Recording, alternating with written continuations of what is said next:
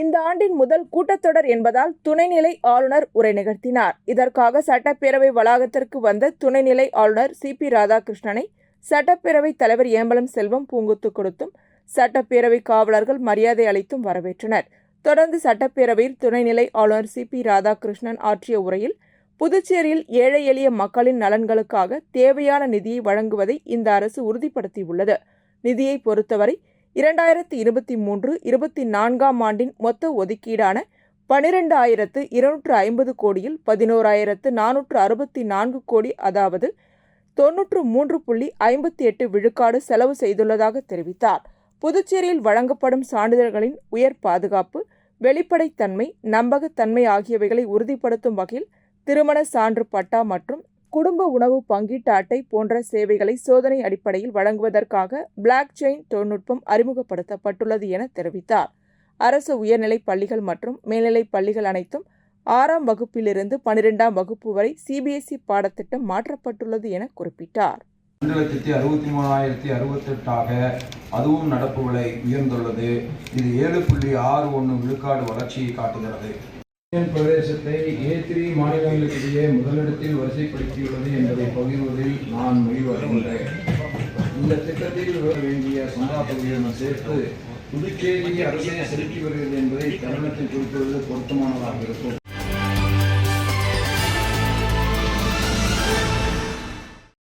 புதுச்சேரி சட்டப்பேரவை பட்ஜெட் கூட்டத்தொடர் தொடங்கியது. ஆளுநர் உரையுடன் துவங்கிய நிகழ்ச்சியில் உரையாற்றிய துணைநிலை ஆளுநர் பொறுப்பு வகிக்கும் சி.பி. ராதாகிருஷ்ணன் சபை உறுப்பினர் அனைவருக்கும் நன்றி தெரிவித்து அரசு நடைமுறைப்படுத்தியுள்ள திட்டங்கள் குறித்து பேச ஆரம்பித்தார். பல்வேறு புள்ளி விவரங்களை எடுத்துக் கூறி அவர் பேசிக் கொண்டிருந்த போது சட்டமன்ற உறுப்பினர் நேரு எழுந்து நின்று கடந்த பட்ஜெட் கூட்டத்தொடரின் பொழுது அரசு அறிவித்த திட்டங்களில் எந்தெந்த திட்டங்கள் நிறைவேற்றப்பட்டுள்ளன, நிலுவையில் உள்ள திட்டங்களின் நிலை என்ன என கேள்வி எழுப்பியதுடன் சிறப்பு குறுநிதி பெறுவதற்கு ஆளும் அரசு எந்தவித முயற்சியை மேற்கொண்டது எனவும் கேள்வி எழுப்பினார். இவருக்கு ஆதரவாக எதிர்க்கட்சி சட்டமன்ற உறுப்பினர்களும் ஆதரவு தெரிவித்து பேச ஆரம்பித்ததால் சபையில் கூச்சலும் குழப்பமும் காணப்பட்டது. இதனையடுத்து சபாநாயகர் செல்வம் குறுக்கிட்டு உறுப்பினர்கள் அனைவரும் அமைதியாக இருக்கும்படி கேட்டுக்கொண்டார்.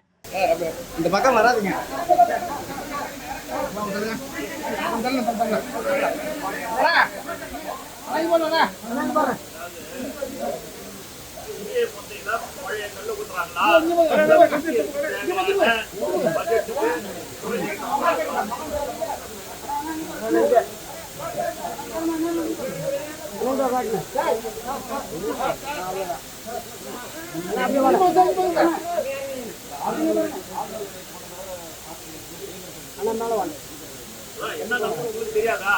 பேப்பர்ல நீங்க தான் நிறைய சொல்றோம். அது ஏதாவது நிறைவேற்றான்றது இந்த பட்ஜெட் வழியா இல்ல கவர்னர் வழியில தெரியும்.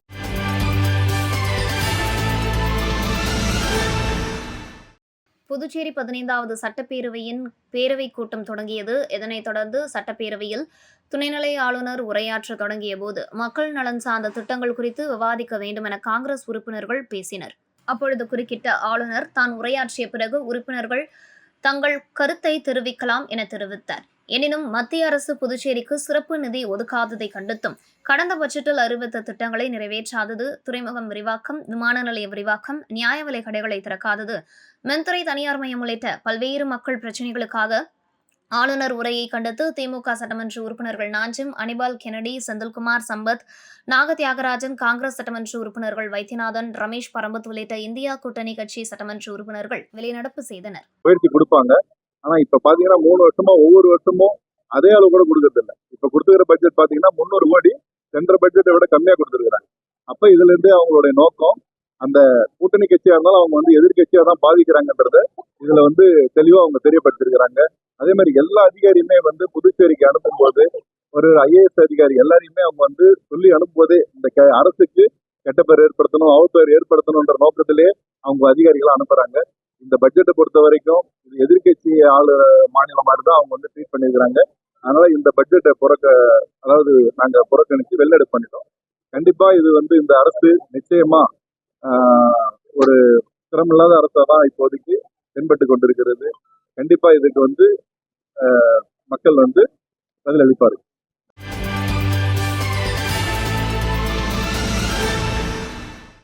புதுச்சேரி பட்ஜெட் கூட்டத்தொடர் தொடங்கி ஆளுநர் உரை நிறைவடைந்தது. இந்நிலையில் சபாநாயகர் செல்வம் செய்தியாளர்களை சந்தித்தார். அப்பொழுது பேசிய அவர், அலுவல் ஆய்வுக்குழு கூட்டம் நாளை 1ஆம் தேதி ஆளுநர் உரை மீதான விவாதம், 2ஆம் தேதி பட்ஜெட்டை முதல்வர் தாக்கல் செய்வார் என தெரிவித்தார். 5 மற்றும் 6ஆம் தேதிகளில் பட்ஜெட் மீதான விவாதம், 7, 8 மற்றும் 9ஆம் தேதிகளில் துறைகள் மீது உறுப்பினர்கள் பேசுவார்கள் என குறிப்பிட்ட சபாநாயகர் செல்வம், 12 மற்றும் 13ஆம் தேதி முதல்வர் மற்றும் அமைச்சர்கள் பதிலளிக்கின்றனர். 14ஆம் தேதி தனிநபர் தீர்மானம் நிறைவேற்றப்பட்டு கூட்டத்தொடர் நிறைவு பெறும் என்றார். அதே போன்று 9, 12, 13, 14 ஆகிய 4 நாட்கள் கேள்வி நேரமா இருக்கு. கடந்த ஆண்டு அதுக்கு முந்தைய 2 ஆண்டுகள் கேள்வி நேரம் வைக்கல. இந்த ஆண்டு திருப்பி கேள்வி நேரம் கேள்வி பதில் அது சட்டமன்ற உறுப்பினர்கள் அவங்க நேரத்தை பொறுத்தாங்க. அவங்க விருப்பப்பட்டால் நாங்கள் நேரத்துக்கு இரவு முழுவதும் சரி 24 நேரம் நடத்துவதற்கு தயாராக இருக்கின்றோம். சட்டமன்ற உறுப்பினர்களுடைய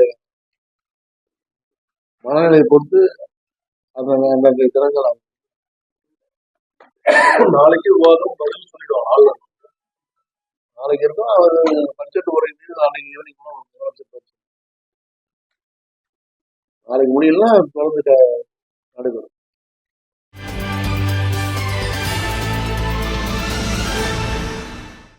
புதுச்சேரி மாநில துணைநிலை ஆளுநராக இருந்த தமிழிசை பாராளுமன்ற தேர்தலில் போட்டியிடுவதற்காக தனது பதவியை ராஜினாமா செய்தார். இதனால் ஜார்க்கண்ட் மாநில ஆளுநரான சி.பி. ராதாகிருஷ்ணன் புதுச்சேரி மாநில பொறுப்பு துணைநிலை ஆளுநராக நியமிக்கப்பட்டார். இந்நிலையில் சி.பி. ராதாகிருஷ்ணன் மகாராஷ்டிரா மாநில ஆளுநராக நியமிக்கப்பட்டார். புதுச்சேரியின் புதிய துணைநிலை ஆளுநர் கே. கைலாசநாத சுவாமி நியமிக்கப்பட்டுள்ளார். இவர் வரும் 6ஆம் தேதி பதவியேற்க உள்ளார். இதனையடுத்து சி.பி. ராதாகிருஷ்ணன் சட்டசபையில் உரையாற்றினார். ஆளுநர் மாளிகை அதிகாரிகள் ஊழியர்களிடம் வாழ்த்து தெரிவித்து விடைபெற்றார். ஆளுநர் மாளிகை வாசலில் அவருக்கு போலீசார் அணிவகுப்பு மரியாதை அளித்தனர். அங்கு கூடியிருந்தவர்களிடம் கைகூப்பி வணக்கம் தெரிவித்து விடைபெற்று சென்றார். பின்னர் செய்தியாளர்களிடம் பேசிய அவர், புதிய ஆளுநர் கைலாசநாதன் அனுபவம் மிக்கவர். அவரின் முழுமையான நிர்வாகத் திறனை புதுவை மக்கள் நன்கு பயன்படுத்திக் கொள்ள வேண்டும். அவரும் முதலமைச்சரும் இணைந்து புதுவை மாநிலத்தை எழுச்சிமிகு புதுவையாக வழிநடத்துவார்கள் என்ற நம்பிக்கையோடு விடைபெறுகிறேன் என தெரிவித்தார்.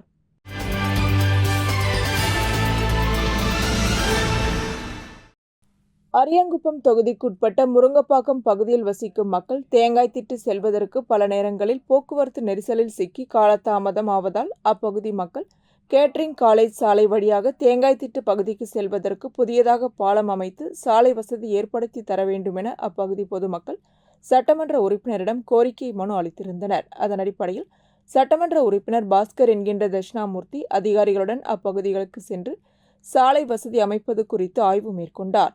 இந்த ஆய்வின் போது புதுச்சேரி நகராட்சி ஆணையர் சிவக்குமார், செயற்பொறியாளர் சிவபாலன், உதவி பொறியாளர் வெங்கடாச்சலபதி, இளநிலை பொறியாளர் ஞானசேகரன் மற்றும் அப்பகுதி முக்கிய பிரமுகர்கள், என்ஆர் காங்கிரஸ் பொறுப்பாளர்கள், பொதுமக்கள் பலர் உடனிருந்தனர். பாண்டி மெரினாவில் இருந்து அந்த பண்டு நம்ம இது இருக்குல்ல சார், துறைமுகத்தினுடைய ஒரு மீன் விற்கிறது ஒரு வழி வருது இல்லைண்ணா. இன்னொன்று அதுதானே, அது இல்லை துறைமுகம் இருக்குல்ல, ஆமா துறைமுகம் அதுல இருந்து சொல்றீங்க. அதுல இருந்து அந்த பாண்டி மெரினா அந்த ரோட்ல ஒட்ல கொண்டு வந்து இதுல ஐநா கோயில இது நீங்க பெருசு பண்ணியே இருக்கு சார் தியாகி ரோடு. இதேபோல் அரியாங்குப்பம், ஆனந்தம் நகர், சொர்ணா நகர், வீராம்பட்டினம் ஆகிய பகுதிகளில் சாலை வசதி மற்றும் கழிவுநீர் வாய்க்கால் இல்லாத பகுதிகளில் புதியதாக சாலை அமைக்கவும் கழிவுநீர் வாய்க்கால் அமைத்து தரவும் அப்பகுதி பொதுமக்கள் சட்டமன்ற உறுப்பினர் பாஸ்கர் என்கின்ற தட்சிணாமூர்த்தியிடம் கோரிக்கை மனு அளித்திருந்தனர். அதன் அடிப்படையில் தொகுதியின் சட்டமன்ற உறுப்பினர் அதிகாரிகளுடன் அப்பகுதிகளுக்கு சென்று சாலை அமைக்கவும் கழிவுநீர் மற்றும் வடிகால் வாய்க்கால் அமைக்கவும் ஆய்வு மேற்கொண்டார்.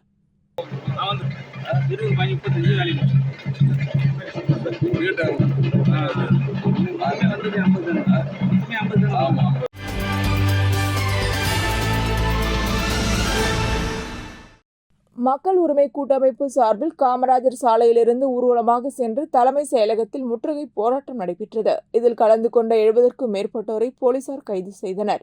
சட்டத்துறை சார்பு செயலர் ஜான்சி என்கின்ற ஜனாஸ் ரவி மீது வருமானத்திற்கு அதிகமாக சொத்து குவித்தது பற்றி ஆதாரங்களுடன் அளித்த புகாரில் பிரதமர், உள்துறை அமைச்சர், மத்திய கண்காணிப்பு ஆணையம் அறிவுறுத்தலின் பேரில் புதுச்சேரி கண்காணிப்பு மற்றும் ஊழல் ஒழிப்பு காவல்துறையில் விசாரணை நிலுவையில் உள்ளது.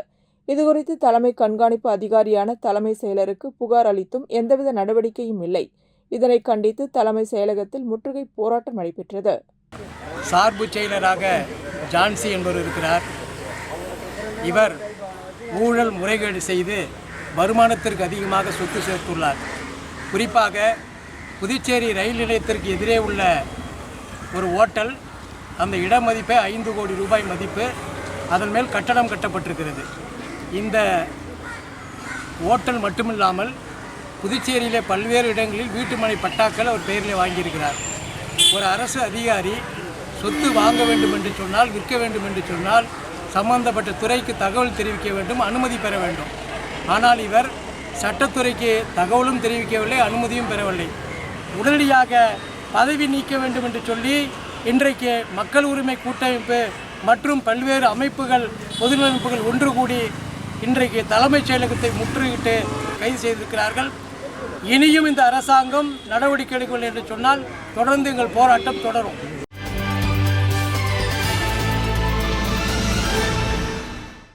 சந்திராயன் 3 விண்கலம் நிலவின் தென்பகுதியில் வெற்றிகரமாக தரையிறங்கிய வரலாற்று சிறப்புமிக்க நிகழ்வு நினைவாக வருகின்ற ஆகஸ்ட் 23ஆம் தேதி தேசிய விண்வெளி தினம் கொண்டாடப்படுகிறது.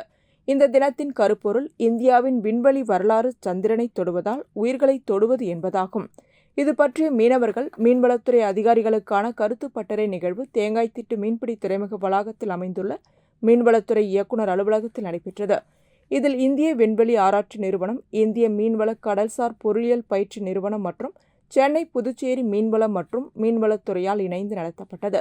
இந்த நிகழ்ச்சியில் மீன்வளத்துறை இயக்குநர் முகமது இஸ்மாயில், இணைய இயக்குநர் தெய்வசிகாமணி, துறையின் துணை இயக்குநர்கள், அதிகாரிகள், மத்திய மீன் கடல்சார் பொறியியல் பயிற்சி நிறுவன அதிகாரிகள் கார்த்திக், பயிற்சி வகுப்பாளர் கோபி கிருஷ்ணன், பேராசிரியர் ஜெயந்தி மற்றும் மீன்பிடி விசைப்படகு உரிமையாளர்கள், மீன் வளர்ப்பு மற்றும் பல்கலைக்கழக மீனவர்கள் பலர் கலந்து கொண்டனர்.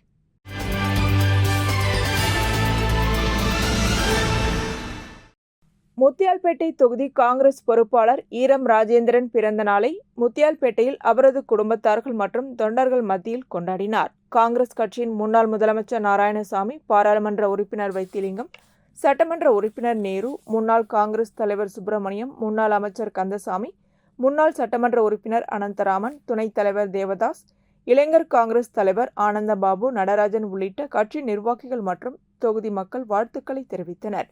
இந்நிகழ்ச்சியில் முத்தியால்பேட்டை தொகுதி பயனாளிகளுக்கு தட்டுவண்டி, தையல் இயந்திரம், இருசக்கர வாகனம், புடவை மற்றும் குடும்ப நலத்திட்ட உதவி அட்டை போன்ற நலத்திட்ட உதவிகளை வழங்கினார். அதனைத் தொடர்ந்து முத்தியால்பேட்டை தொகுதி காங்கிரஸ் கட்சி அலுவலகம் திறக்கப்பட்டது.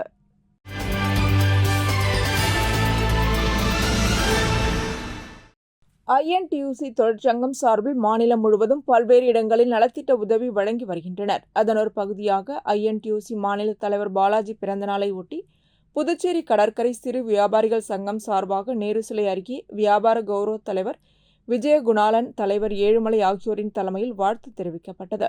இதனைத் தொடர்ந்து சிறப்பு விருந்தினராக கலந்து கொண்ட மாநில தலைவர் பாலாஜி 500க்கும் மேற்பட்ட பொதுமக்கள் மற்றும் சுற்றுலா பயணிகளுக்கு மதிய உணவு வழங்கினார். தொடர்ந்து நிகழ்ச்சியில் துணைத் தலைவர்கள் பிரசாந்த், குமார், ராகவன், செயலாளர் முருகன் மற்றும் சங்கத்தின் நிர்வாகிகள் பலர் கலந்து கொண்டு வாழ்த்துக்களை தெரிவித்தனர்.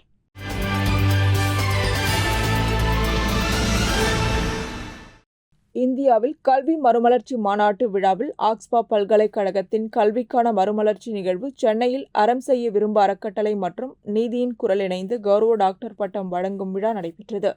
இவ்விழாவில் புதுச்சேரி மாநிலம் அரியாங்குப்பம் தொகுதியில் பல்வேறு சமூக சேவைகள் செய்து வரும் வானக்காரர் வரதன் சமூக சேவை மையத்தில் நிறுவனர் கார்த்திகேயன் ஆக்ஸ்பா பல்கலைக்கழகத்தின் சிறந்த சமூக சேவகருக்கான டாக்டர் பட்டம் வழங்கப்பட்டது. இதனைத் தொடர்ந்து புதுச்சேரி மாநில பாஜக தலைவரும் பாராளுமன்ற உறுப்பினர் செல்வ கணபதி, பாஜக அரியாங்குப்பம் மாவட்ட OBC அணித் தலைவர் ஆக்ஸ்பா பல்கலைக்கழகத்தில் சிறந்த சமூக சேவைக்கான டாக்டர் பட்டம் பெற்றதற்கு வாழ்த்து பெற்றார். இதனைத் தொடர்ந்து உள்துறை அமைச்சர் நமச்சிவாயம் அவர்களிடத்தில் வாழ்த்து பெற்றார். மேலும் இந்நிகழ்ச்சியின் போது துணைத் தலைவர் நாராயணன், செயலாளர் சரவணன், பொருளாளர் வாழ்முனி மற்றும் பலர் கலந்து கொண்டனர்.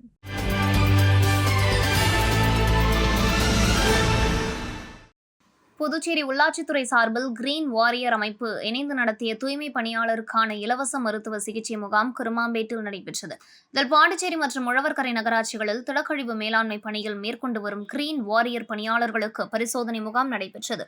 இதில் சிறப்பு அழைப்பாளராக கலந்து கொண்ட உள்ளாட்சித்துறை இயக்குநர் சக்திவேல் தூய்மை பணியாளர்களுக்கான இலவச மருத்துவ முகாமை தொடங்கி வைத்தார். இதில் தூய்மை பணியாளர்கள் கலந்து கொண்டு பயனடைந்தனர்.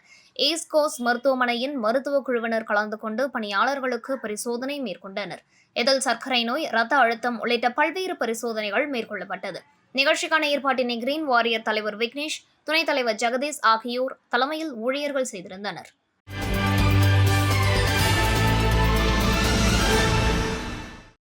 நெட்டப்பாக்கம் வேளாண் மற்றும் விவசாயிகள் நலத்துறை சார்பில் இயற்கை விவசாயத்தில் பாரம்பரிய நெல் சாகுபடி ஊக்குவித்தல் பயிற்சி முகாம் நடைபெற்றது.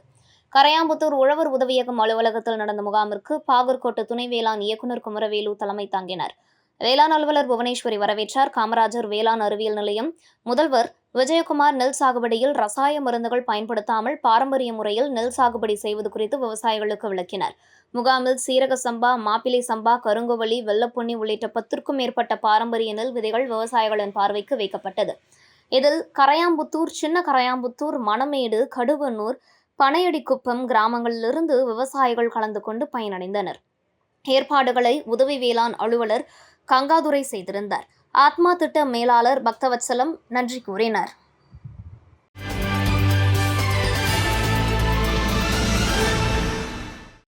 கனவாப்பேட்டை அரசு உயர்நிலைப்பள்ளியில் 2023-24 ஆண்டிற்கான விளையாட்டுப் போட்டிகள் நடைபெற்றது. இந்த போட்டிகளை பள்ளியின் உடற்கல்வி ஆசிரியர் திருமாவளவன் நடத்தினார். இதில் வெற்றி பெற்ற மாணவ மாணவிகளுக்கு பள்ளியின் தலைமை ஆசிரியை விஜயலட்சுமி பரிசுகளை வழங்கி பாராட்டினார். மேலும் ஆசிரியை ருவியர் ஃபெரோசியா வரவேற்புரை வழங்கினார். பள்ளியின் பொறுப்பாசிரியர் இளஞ்செழியன் முன்னிலை வகித்தார். இறுதியாக உடற்கல்வி ஆசிரியர் திருமாவளவன் நன்றியுரை வழங்கினார். நிகழ்ச்சியில் கிரிக்கெட் போட்டி, கயிறிழுத்தல் போட்டி, ஓட்டப்பந்தயம், உயரம் தாண்டுதல் உள்ளிட்ட பல்வேறு போட்டிகள் நடைபெற்றது. ஒட்டுமொத்தமாக ஆண்கள் பிரிவில் ரிஷிவர்மன், பெண்கள் பிரிவில் ஸ்வேதா மற்றும் தேன்மொழி ஆகியோர் தங்களது திறமையை வெளிப்படுத்தினர்.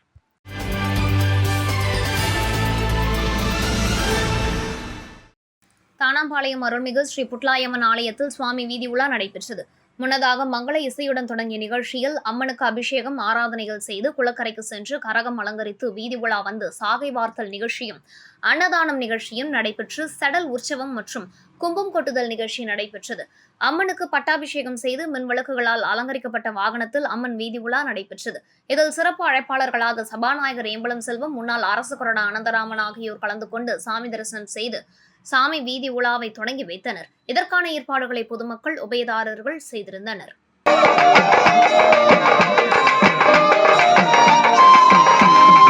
இதேபோல் வில்லியனூர் அருள்மிகு தேவி ஸ்ரீ ஏழை மாரியம்மன் ஆலயத்தில் அம்மனுக்கு கும்ப பால்யம் படைத்து பம்பை உடுக்கை சிலம்புடன் வர்ணித்தல் நிகழ்ச்சியும் நடைபெற்றது. இதில் பொதுமக்கள் கும்பம் படைத்தல் நிகழ்ச்சியில் கலந்து கொண்டு கும்பம் சாதம் கொட்டி சுவாமி தரிசனம் செய்தனர். தொடர்ந்து கும்பம் படையலிட்டு பக்தர்களுக்கு பிரசாதமாக வழங்கப்பட்டது. நிகழ்ச்சிக்கான ஏற்பாட்டினை ஆலய விழா குழுவினர் மற்றும் ஊர் பொதுமக்கள் செய்திருந்தனர்.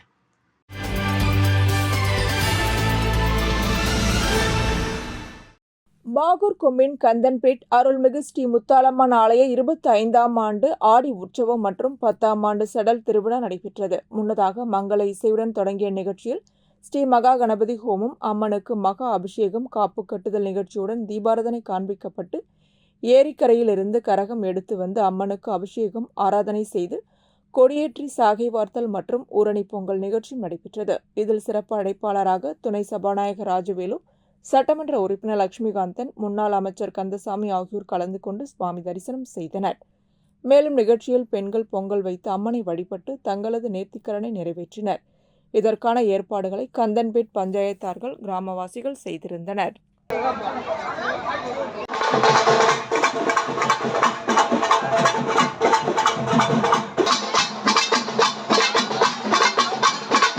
இதேபோல் தானாம்பாளையம் ஸ்ரீ பூரணி பொற்களை சமேத ஐயனாரப்பன் ஆலயத்தில் பெண்கள் ஊரணி பொங்கல் வைத்து வழிபாடு நிகழ்ச்சி நடைபெற்றது. முன்னதாக ஐயனாரப்பனுக்கு அபிஷேகம், ஆராதனைகள் செய்து குளக்கரைக்கு சென்று கரகம் அலங்கரித்து குதிரையுடன் வீதி உலா வந்து ஐயனாரப்பன் ஆலயத்தில் குதிரை விடுதல் நிகழ்ச்சி மற்றும் ஊரணி பொங்கல் வைத்து வழிபாடு செய்தனர். தொடர்ந்து ஐயனாரப்பனுக்கு தீபாராதனை காண்பிக்கப்பட்டு அனைவருக்கும் அன்னதானம் வழங்கப்பட்டது. தொடர்ந்து ஊரணி பொங்கல் வைத்த பெண்கள் பொங்கல் பானையுடன் ஊர்வலமாக புட்லாயம்மன் ஆலயத்திற்கு சென்று வழிபாடு செய்தனர். இதனைத் தொடர்ந்து ஐயனாரப்பன் மின் விளக்குகளால் அலங்கரிக்கப்பட்ட வாகனத்தில் வீதி உலா நடைபெற்றது.